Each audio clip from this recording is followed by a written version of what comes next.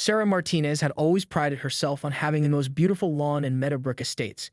Every Saturday morning, she could be found meticulously edging the borders, her electric green grass so perfect it looked like a golf course put in green. Neighbors often stopped during their evening walks to compliment the pristine landscape that had taken her 3 years to cultivate from the builder's leftover dirt and scattered grass seed. That Tuesday morning started like any other. Sarah laced up her running shoes at 6:30 a.m., grabbed her water bottle, and headed out for her usual 5-mile loop through the subdivision. The early morning air was crisp, and she waved at Mrs. Henderson, who was already tending to her rose bushes. Everything was perfectly normal in their quiet cul-de-sac. But when Sarah rounded the corner on a Sycamore Drive 45 minutes later, she stopped dead in her tracks. Two deep, parallel ruts carved a diagonal path straight across her front lawn and the street to her driveway. The tire tracks were so fresh that clumps of torn grass still clung to the edges and muddy water pooled in the deepest gouges. Her beautiful emerald carpet looked like a construction zone. "What the hell?" Sarah muttered, pulling out her phone to document the damage. The tracks were at least 4 inches deep in some places, clearly made by something heavy. She followed the path with her eyes and realized it cut directly from the main road to her driveway, bypassing the curve of the cul-de-sac entirely. Someone had used her lawn as a shortcut. Sarah's hands shook slightly as she took photos from multiple angles. 3 years of careful cultivation, hundreds of dollars in seed and fertilizer, countless hours of watering and maintenance, all destroyed by someone too lazy to drive an extra 30 seconds around the curve. She marched to her front door, but before she could even grab her keys, her doorbell camera app chimed on her phone. Sarah had installed the security system 6 months ago after a string of package thefts in the neighborhood. She never imagined she'd be grateful for it like this. Her finger trembled as she scrolled back through the morning's footage. At 7:15 a.m., while she was halfway through her run, a white BMW SUV had pulled up to the curb. Sarah held her breath as she watched the vehicle pause for a moment before deliberately turning onto her grass. The driver navigated the lawn with practiced ease, wheels spinning slightly in the soft earth as the SUV cut across the pristine surface and up into Sarah's driveway. The camera caught a clear shot of the license plate, and when the driver's door opened, Sarah's jaw dropped. Karen Peterson, her next-door neighbor of 2 years. Karen had climbed out of her SUV, grabbed what looked like a coffee cup and gym bag from the passenger seat, and walked calmly to her own front door as if she hadn't just committed vehicular assault on someone else's property. The timestamp showed she'd saved herself exactly 28 seconds by avoiding the cul-de-sac curve. Sarah's shock quickly transformed into burning anger. She'd always known Karen was self-centered. The woman regularly blocked mailboxes with her oversized vehicle and had once complained that Sarah's sprinklers were too loud at 6 a.m. But this was beyond entitled. This was destruction of property. Within minutes, Sarah was standing on Karen's pristine front porch, finger jabbed firmly against the doorbell. She could hear movement inside, then footsteps approaching. Karen opened the door wearing yoga pants and a tank top, her blonde hair pulled back in a messy bun. She looked genuinely surprised to see Sarah standing there. "Oh, hi, Sarah. What's up?" "What's up?" Sarah held up her phone showing the photo of the tire tracks. "This is what's up, Karen. You drove across my lawn this morning." Karen glanced at the image and shrugged. "Oh, that. Yeah, I was running late for my Pilates class. The traffic was backing up the main intersection, so I just took a little shortcut. No big deal. No big deal." Sarah's voice rose an octave. "You destroyed my lawn. Look at these ruts." "It's just grass, Sarah. They'll grow back." Karen's tone was dismissive, almost bored. "I had an important appointment. Sometimes you have to be practical about these things." Sarah stared at her neighbor in disbelief. 3 years of work dismissed as just grass. An act of pure selfishness justified as being practical. "Karen, you can't just drive on other people's property because you're running late. That's called trespassing." "Oh, come on." Karen rolled her eyes. "Don't be so dramatic. It's not like I hate your house or anything. Besides, what's the point of having all that empty space if nobody uses it?" The casual arrogance in Karen's voice made Sarah's blood boil. But as she opened her mouth to respond, Karen was already stepping back inside. "I really need to get ready for work now. Thanks for understanding." The door closed with a decisive click, leaving Sarah standing alone on the porch, her mouth still open in shock. As she walked back across the street, stepping carefully around the muddy tire tracks that scored her perfect lawn, Sarah Martinez realized that Karen Peterson had just made the biggest mistake of her entitled life. Some people collected stamps. Others collected vintage wines. Sarah Martinez was about to start collecting revenge. The next morning, Sarah was ready. She'd set her alarm for 6 o'clock a.m. and positioned herself at her kitchen window with a steaming cup of coffee and her phone. If Karen thought yesterday was a one-time occurrence, she was about to learn otherwise. At exactly 7:12 a.m., the white BMW SUV appeared at the end of Sycamore Drive. Sarah watched in disbelief as Karen didn't even hesitate. She turned directly onto the lawn as if it were her personal driveway. The SUV's tires spun in the still soft earth from yesterday's damage, digging the ruts even deeper and spraying mud across Sarah's pristine sidewalk. "Unbelievable," Sarah muttered, already recording on her phone. Karen had the audacity to honk her horn twice as she navigated around a small decorative boulder, apparently annoyed that Sarah's landscaping was inconveniently placed. This time, Sarah was waiting outside when Karen emerged from her vehicle. "Karen, what did I tell you yesterday?" Karen barely glanced in her direction, shouldering her designer purse with practiced indifference. "Morning, Sarah. Running a bit behind today. Thanks for understanding." She clicked across the pavement in her heels, leaving Sarah standing next to 4-inch deep tire tracks that now formed a muddy highway across what used to be her front yard. By Thursday, it had become a routine. Karen's daily shortcut had carved a permanent path through Sarah's grass, complete with standing water that attracted mosquitoes and a smell that suggested something had died in the stagnant pools. Sarah's pristine lawn now looked like a motocross track. But Karen's entitlement was spreading beyond Sarah's property line. Mrs. Henderson knocked on Sarah's door that evening, her elderly face flushed with indignation. "That woman," she said, pointing toward Karen's house, "told me my rose bushes were blocking her view and asked if I could trim them back. They're on my own property. I've been growing those roses for 15 years. The next day brought Mr. Kim from 3 houses down. Karen Peterson left a note on my car," he explained, holding up a piece of expensive stationery. "She says my pickup truck is lowering property values and suggested I park it in my backyard instead of my own driveway." Then came the Johnsons, the young couple from the corner house. "She complained to the HOA about our kids' chalk drawings on our own sidewalk," Mrs. Johnson explained, bouncing her toddler on her hip. "Apparently, it's unsightly and reflects poorly on the neighborhood's image." By Friday evening, Sarah had a growing collection of Karen's stories. The woman had apparently appointed herself the unofficial neighborhood standards committee, leaving passive-aggressive notes about everything from trash can placement to lawn mowing schedules. But somehow, her own daily destruction of private property was perfectly acceptable. Sarah's documentation project had evolved into something approaching investigative journalism. She now had timestamped videos of Karen's lawn violations from 4 different angles, photos of the increasing damage, and a growing file of neighbor complaints. Her dining room table looked like a detective's evidence board. Saturday morning brought the final straw. Sarah had been in her backyard attempting to repair her damaged irrigation system where Karen's tires had crushed the underground sprinkler lines. The repair was going to cost $300, not counting the lawn restoration. She was elbow-deep in muddy pipes when she heard the familiar sound of an engine revving in her front yard. Racing around the side of her house, Sarah arrived just in time to see Karen's SUV stuck in the deepest part of the tire ruts, wheels spinning helplessly in the mud. Instead of backing out and going around like a normal person, Karen was gutting the engine, sending rooster tails of mud and grass chunks flying in all directions.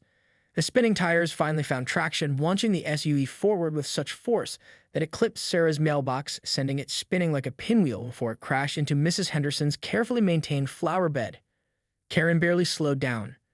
Sarah stood in her destroyed front yard, covered in mud splatter, watching her mailbox a final resting place among Mrs. Henderson's crushed petunias.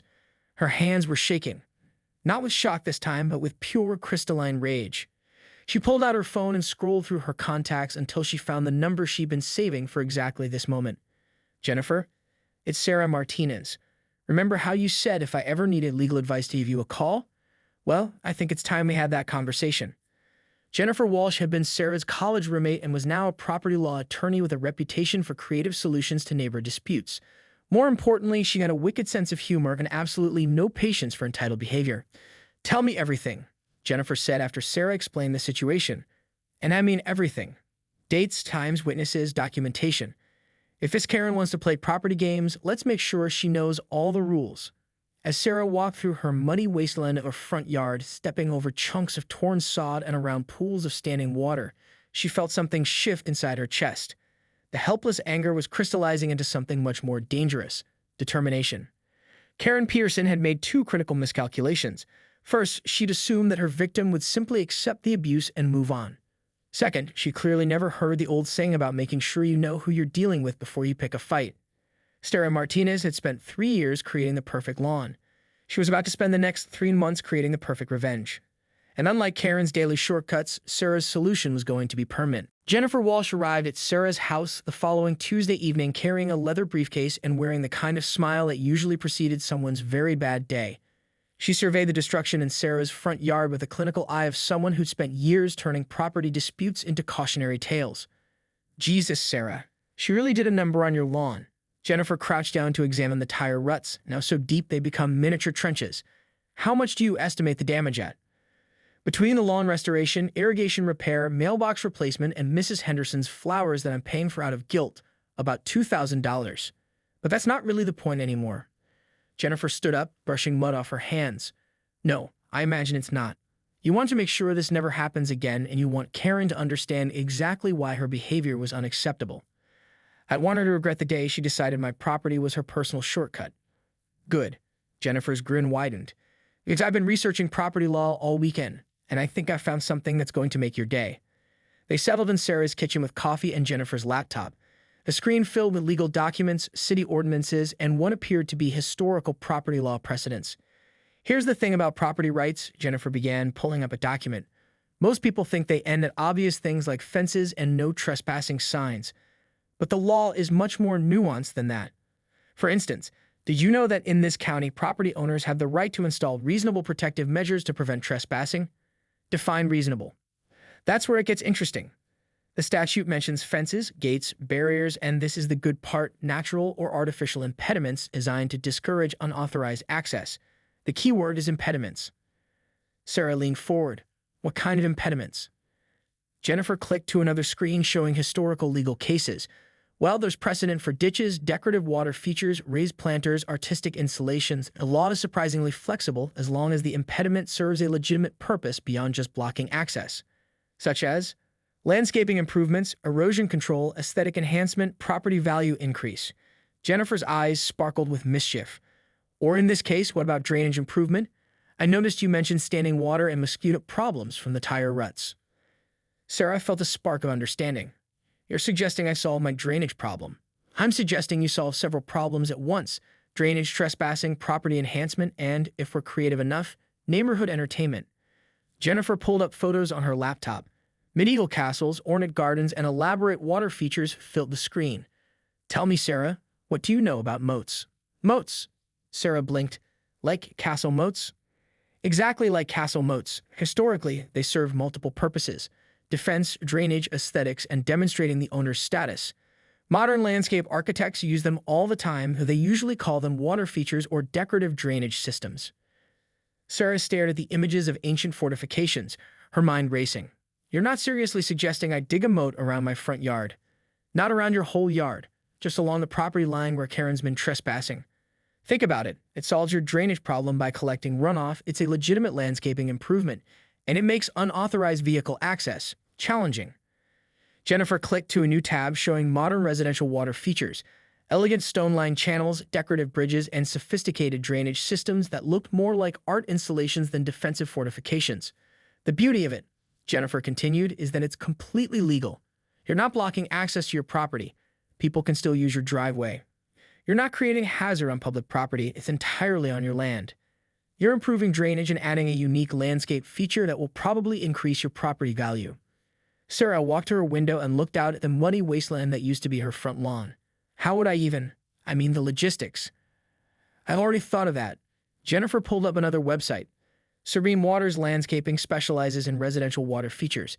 They've done decorative moats for 3 other clients in the county, all perfectly legal and up to code. The owner, Marcus Chen, is something of an artist when it comes to this stuff. And Karen couldn't just drive through it. Well, she could try. Once. Jennifer's smile turned predatory. A properly constructed drainage moat is typically 3 to 4 feet deep and 6 feet wide. The sides are engineered to be stable for foot traffic, but problematic for vehicles, especially vehicles whose drivers are used to treating other people's property like a convenience store parking lot. Sarah felt something dangerous blooming in her chest. It wasn't just anger anymore. It was anticipation. What about the bridge situation? I can't exactly strain myself on my own property. Ah, that's the best part. Jennifer clicked to a video of an ornate wooden drawbridge. Decorative bridges are a standard feature of residential water installations, and if you wanted to install a functional drawbridge purely for the aesthetic appeal and medieval charm, of course, that's entirely within your rights as a property owner. Sarah watched the video of the bridge slowly raising, cutting off access across the water feature. I could control who has access to cross. You could control exactly who has permission to cross your property, which I should mention is your legal right anyway. You're just making that right more visually apparent. Jennifer closed her laptop and leaned back in her chair. The question is, are you prepared to follow through with this? Because once you build a moat on your property line, Karen's shortcut days are over. Permanently. And knowing her personality, she's not going to take the hint gracefully. Sarah looked out at her destroyed lawn one more time, mentally calculating 3 years of work, $2,000 in damage, and countless mornings of Karen's casual disrespect. She thought about Mrs. Henderson's crushed roses, Mr. Kim's note about his pickup truck, and the Johnsons being harassed about their children's sidewalk chalk.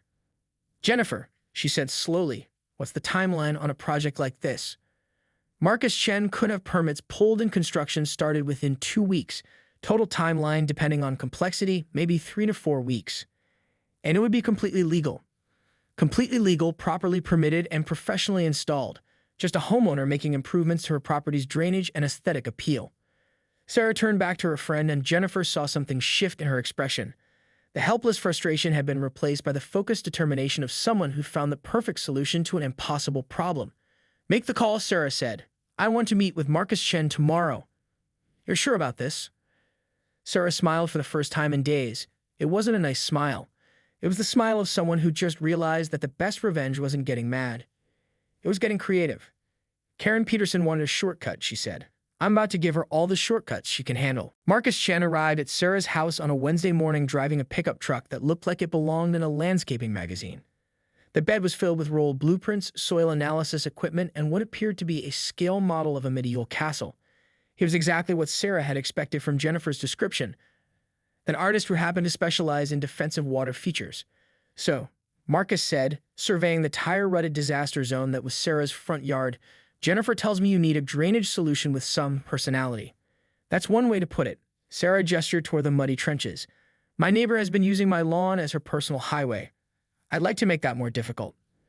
Marcus knelt down and examined the soil composition, the grade of the land, and the existing damage. He pulled out a tablet and began sketching, occasionally glancing up at Karen's house and the natural traffic flow between the street and Sarah's driveway. The grade here is actually perfect for a gravity-fed water feature, he mused. Natural runoff from the street would flow directly into the channel, solving your standing water problems. And the soil composition is ideal for excavation, but stable enough for proper stone lining. He showed Sarah his preliminary sketch. A 6-foot-wide channel curved gracefully along her property line, lined with natural stone and featuring strategic deeper sections that he diplomatically referred to as retention pools. Now about access, Marcus continued. You'll want to maintain legitimate entry to your property. I'm thinking a decorative bridge here, where your driveway meets the street, something with character. Jennifer mentioned the possibility of a drawbridge. Marcus's eyes lit up like a kid on Christmas morning. Oh, you want the full medieval experience. I love it. I've been waiting for someone to commission a proper drawbridge. Most of my clients are too conservative. He flipped to another page in his tablet, showing an elegant wooden bridge with mechanical lifting capability. It's fully functional, Sarah asked. Completely operational. Counterweight system, electric motor assist, remote control capability. You could raise and lower it from your phone if you wanted. Purely for the aesthetic appeal, of course. Of course. The whole system would be designed as an integrated water feature with historical architectural elements. Very tasteful, very legitimate, very effective at preventing unauthorized vehicular access. Sarah felt a warm glow of anticipation. How long would construction take?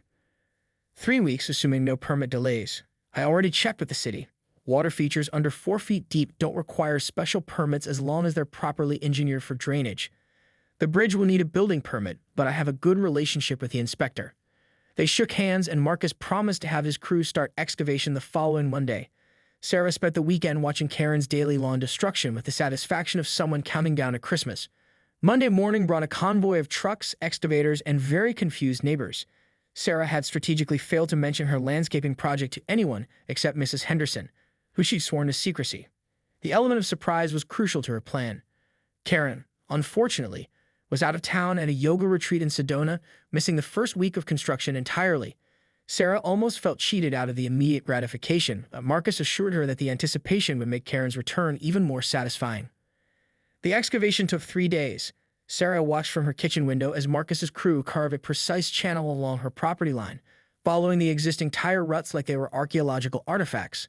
The damaged areas became the deepest sections of the moat, what Marcus called vehicle retention features, with a perfectly straight face. By Thursday, the stonework had begun. Marcus had sourced beautiful limestone blocks that gave the water feature an elegant, timeless appearance. The walls were steep enough to be problematic for vehicles, but gentle enough to meet safety codes for residential areas. The key, Marcus explained as they watched his crew position the stones, is the angle of the sides. Steep enough that tires can't get traction to climb out, but not so steep that it creates a liability issue. It's all about the engineering. The bridge construction started the following week. Marcus had outdone himself with the design, a gorgeous wooden drawbridge that looked like it belonged guarding a fairy tale castle, complete with decorative ironwork and a mechanism that was both historically accurate and mechanically sound. The counterweight system is hidden in the support structure, Marcus explained, demonstrating the manual lifting mechanism. But once I install the electric motor, you'll be able to operate it remotely. There's Yuma's smartphone app. Sarah's neighbors had begun gathering to watch the daily progress. Mrs. Henderson brought folding chairs and started what she called construction theater, complete with homemade lemonade for the work crew. Mr. Kim stopped by every evening to admire the stonework, and the Johnsons' kids were fascinated by the medieval bridge. It's like having a real castle in the neighborhood, 8-year-old Emma Johnson declared, which made Sarah feel slightly guilty about her motives until she remembered Karen's complaint about sidewalk chalk.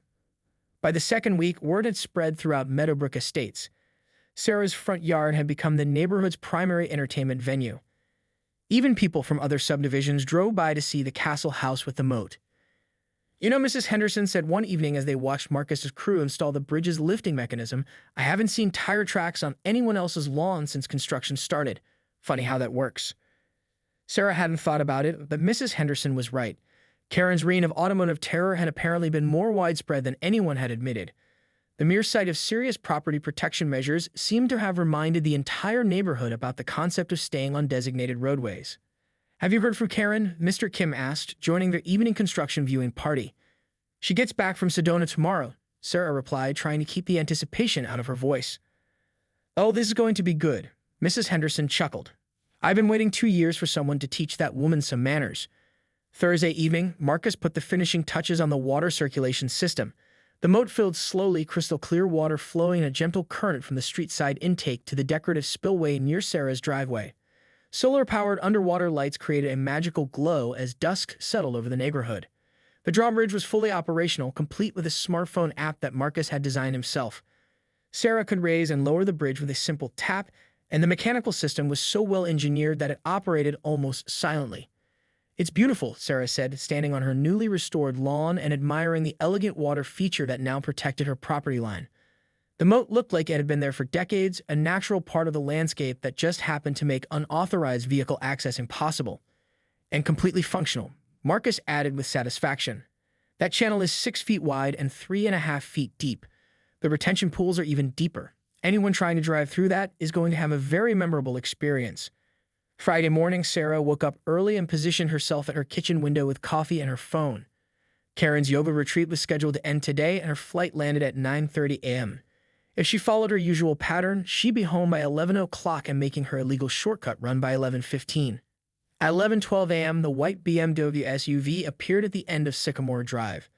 Sarah held her breath, finger poised over her camera app as Karen's vehicle approached what used to be her personal highway across Sarah's front lawn.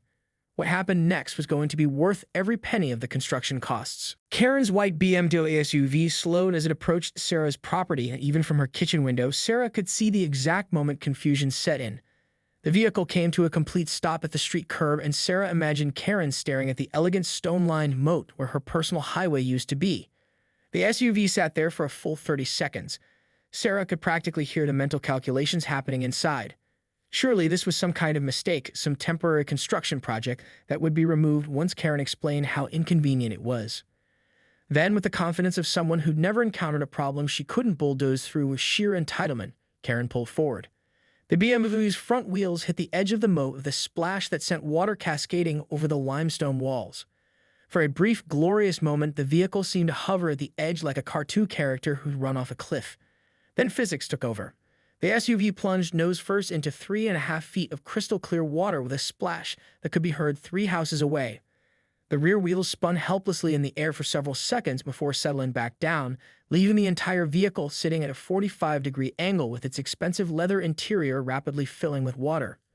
Sarah's phone was already recording as Karen's door flew open and her neighbor emerged from the BMW like a drowned cat, designer yoga outfit clinging to her frame and her carefully styled hair now resembling wet seaweed.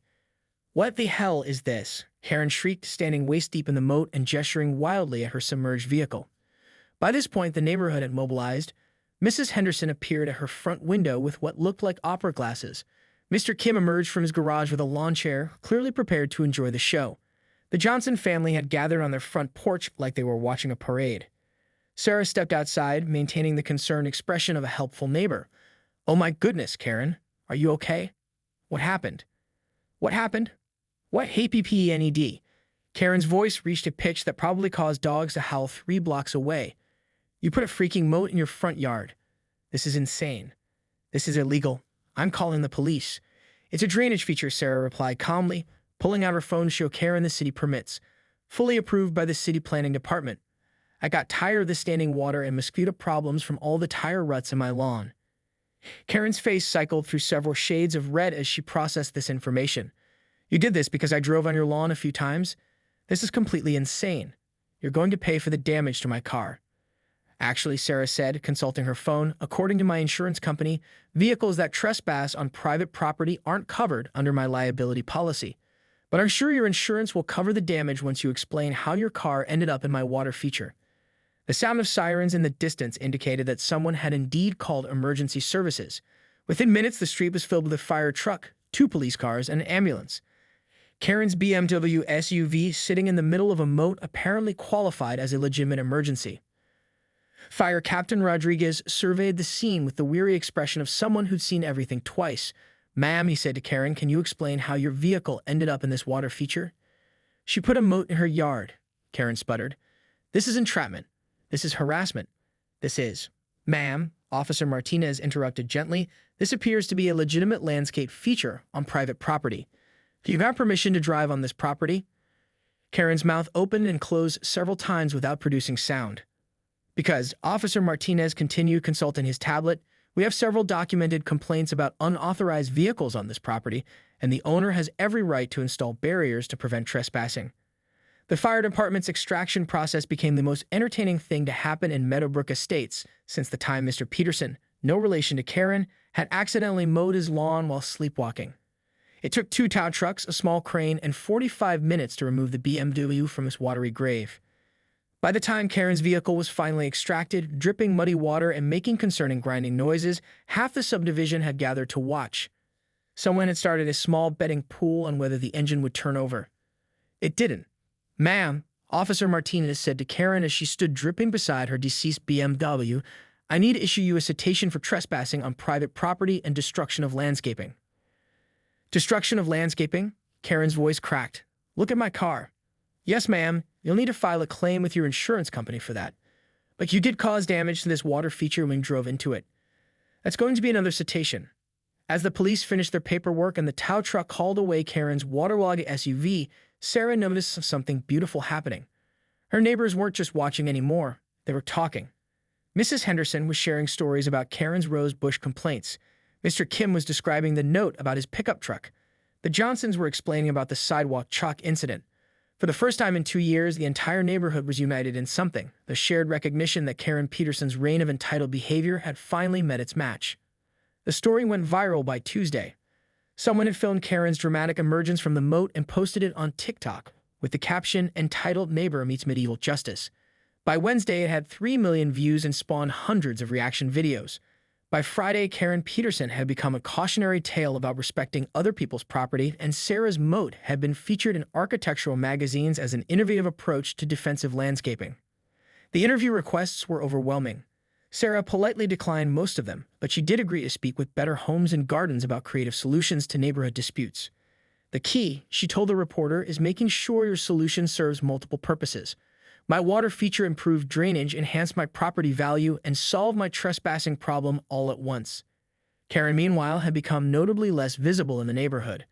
Her insurance claim was denied after investigators determined that driving into someone's landscaping feature didn't qualify as an accident. She'd hired a lawyer to explore her options for suing Sarah, but Jennifer Walsh had been right about the legal precedent. Property owners had broad rights to install reasonable barriers against trespassing. The final touch came 3 weeks later when Marcus Chen returned to install the automated scheduling system for the drawbridge. Sarah could now program it to raise and lower at specific times or operate it manually from her phone. You know, Mrs. Henderson said one evening as they watched Sarah demonstrate the bridge controls, I don't think I've seen Karen drive through.